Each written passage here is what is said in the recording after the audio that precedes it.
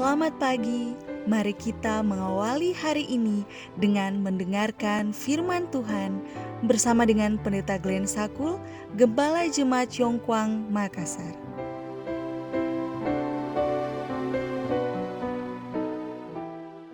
Shalom, selamat pagi. Mari kita berdoa untuk meminta hikmat dari Roh Kudus Tuhan. Ya Allah kami yang di sorga, ketika kami mendengarkan firman-Mu di pagi ini, kiranya Roh Kudus Tuhan memberikan kami hikmat dan kuasa. Di dalam nama Yesus kami berdoa. Amin. Renungan pagi 29 Mei 2021 dengan judul Kita Harus Mengalahkan Seperti Kristus Mengalahkan. Ayat inti, semuanya itu kukatakan kepadamu supaya kamu beroleh damai sejahtera dalam aku. Dalam dunia kamu menderita penganiayaan, tetapi kuatkanlah hatimu, aku telah mengalahkan dunia. Yohanes 16 ayat 33. Keterangan, setan melakukan serangan yang lebih kuat kepada Kristus daripada yang akan diberikan ke atas dunia. Taruhannya besar. Kalau bukan Kristus, maka dialah yang menang. Jika Kristus bertahan terhadap godaan yang paling dahsyat dan setan tidak berhasil membawa dia ke dalam dosa, maka ia tahu bahwa ia akan kehilangan kekuatannya dan akhirnya akan dihukum dengan kehancuran kekal. Oleh sebab itu, setan bekerja dengan kekuatan besar untuk menuntun Kristus melakukan tindakan yang salah, karena dengan begitu ia akan mendapat keuntungan atasnya. Engkau tidak akan pernah digoda dengan cara kejam dan licik seperti yang diterima juru selamat kita. Setan berada di jalannya setiap saat. Akankah manusia berpegang pada kuasa ilahi dan dengan ketekunan dan tekad menolak setan, sebagaimana Kristus telah memberi contoh saat melawan musuh di padang gurun? Allah tidak bisa menyelamatkan manusia dari kekuatan licik setan jika manusia tidak menghendakinya.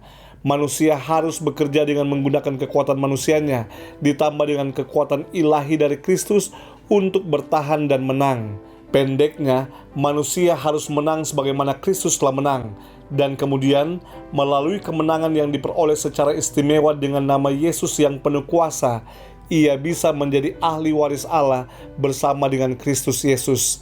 Ini tidak bisa terjadi jika Kristus sendiri yang melakukan kemenangan. Manusia harus melakukan bagiannya. Ia harus menang pada kisahnya sendiri melalui kekuatan dan kasih karunia yang Kristus berikan padanya. Manusia harus menjadi rekan kerja bersama Kristus dalam usaha mengalahkan. Kemudian ia akan mengambil bagian bersama Kristus dalam kemuliaannya. Juru selamat menang untuk memperlihatkan kepada manusia bagaimana dia bisa menang semua godaan setan. Kristus hadapi dengan firman Allah. Dengan percaya pada janji Allah, maka ia menerima kekuatan untuk menuruti perintah Allah, dan sang penggoda pun tidak mendapatkan keuntungan. Saudaraku yang kekasih, dengan mengandalkan kekuatan kita sendiri kita tidak mampu mengalahkan godaan setan. Hanya dengan bantuan kuasa Tuhan. Namun kuasa Tuhan juga diperlukan kerelaan hati kita untuk menerimanya, agar kita benar-benar menang melawan penggodaan dan mengalahkan iblis. Mari kita tunduk kepala dan kita berdoa. Allah kami yang di sorga, kami mengucap syukur untuk berkat kehidupan. Kami mengucap syukur untuk pemeliharaan dan kasih Tuhan yang ajaib. Di pagi hari ini kami kembali datang kepadamu. Ketika kami menyerahkan hidup kami sepanjang hari ini dalam penyembahan dan ibadah kami, terimalah sebagaimana kami ada, dan kiranya berkat serta sukacita kami terima sepanjang hari ini. Di dalam nama Yesus kami telah berdoa. Amin.